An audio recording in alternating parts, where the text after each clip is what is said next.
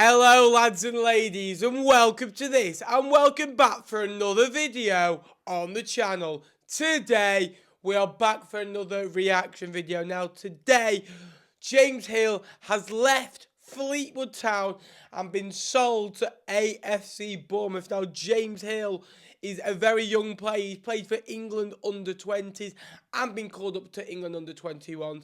He's also playing a load of times for the COD Army. We're going to get into this reaction video as well. And again, just tell you a little about James Hill, a little bit about my opinion on him going to AFC Bournemouth. Let's get on with the video. If you're new, please remember to like and subscribe. So James Hill, again, came through the side at a young age. Again, been at Fleetwood for a long while now. You know, under 17s, under 18s, under 19s, and been in that setup and also in the development squad. But he's also had a couple of opportunities in the first team as well. You know, a couple of years ago, I think it was 2018, he became the youngest player to represent Fleetwood in a competitive match. He came off the bench against Leicester City in a 4-0 defeat in the Carabao Cup first round. Fleetwood did make 11 changes that night and he was on the bench. Again, after that, he played a couple of times that season. He played against Blackpool come the end of the season.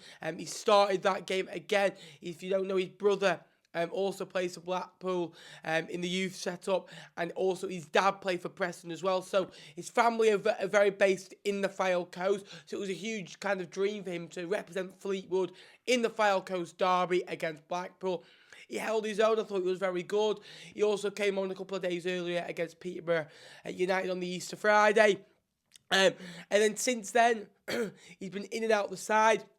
And then the last 18 months has been really his breakthrough. Now, the start of last season, Fleetwood didn't really have any fit centre-halves. It was only him and Harrison Holgate. So we promoted them from the under-23s, and they started the season and did very well. And Hill, since then, has played over 50 times for the Cods. You know, very good, versatile defender, can play on the left-hand side, can play on the right-hand side. You know, good with the ball at his feet. I'd say James Hill is a better player, you know, pinging a long ball over the top to maybe a target man forward or getting the ball forward.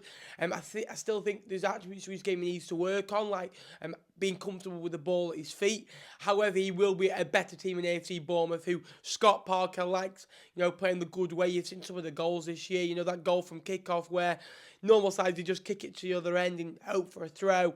They did something totally different, and he's going to get used to it with the ball at his feet, a good coach, and you know, he's demanded to play that way in a very good setup and a possible promotion.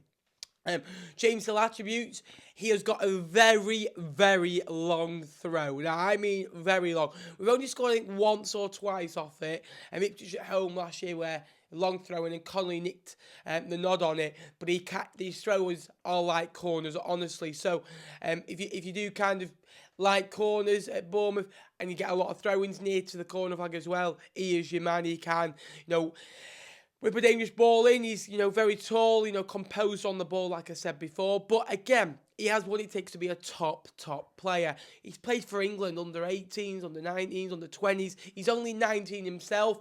About 6 weeks ago, he did get called up for England under-21s. Emile Smith-Rowe, who plays for Arsenal, was also in that squad. He did get promoted in the end to the first team, but it just shows you what a talent to get called up with alongside those players. He has played for England 3 times, and he's actually scored a goal as well. Again, Hill, threatening from corners as well. He just needs to kind of use his height and use his strength. Good defender, can play anywhere in the back 3 or a back 4 as well. It rumoured to be a 4-year deal at AFC Bournemouth when speaking. Now, Sky has said £1 million. I've heard 1.2 million floated about, and there was 1.6 floated about by a Bournemouth journalist. Now, I reckon it's definitely over £1 million, that's for sure.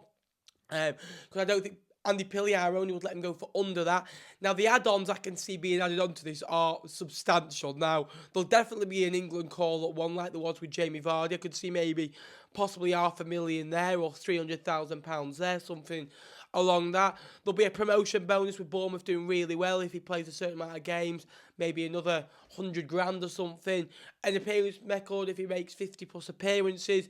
Fleetwood will get this. If he scores a goal, Fleetwood will get, say, £5,000. If he plays in the Premier League, again, another amount. So this, and a sell-on fee, there'll definitely be at least a 20% sell-on fee. Fleetwood could make around, I reckon, without a sell-on fee, about £3 million from this deal. And that just runs the academy itself. That's the way Fleetwood are wanting to go. Bournemouth, again, like to use young players, like to sell them on.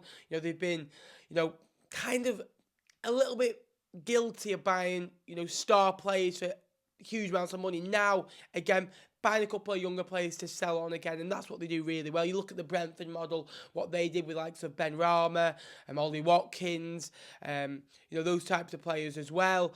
But again, good deal for us, good deal for Bournemouth. Again, 4-year deal for the lad, going to play Championship football. Again, it's a huge move because it's the opposite side of the country where he's been all his life. He's only a young lad, but I am sure he'll smash it. I'm a big fan of James. I think he's a good lad. He's humble. He knows his strengths. He wants to work. He's one of those that'll train until he's at his peak. He'll ask questions as well. Joey Barton and Simon Grayson have alluded on that fact that he just wants to learn. Stephen Crane's worked with him for many years.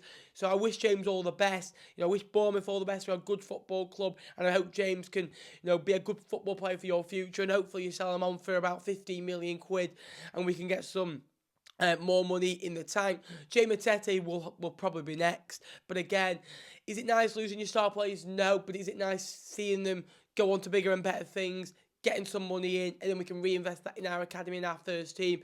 Absolutely. These next few weeks are huge for Fleetwood. We need to get some players in. But thanks for watching today's video. I hope you did enjoy it. If you're new to the channel, please remember to like and subscribe. Bournemouth fans, I wish you all the best. Please remember to like and subscribe. Up the cards.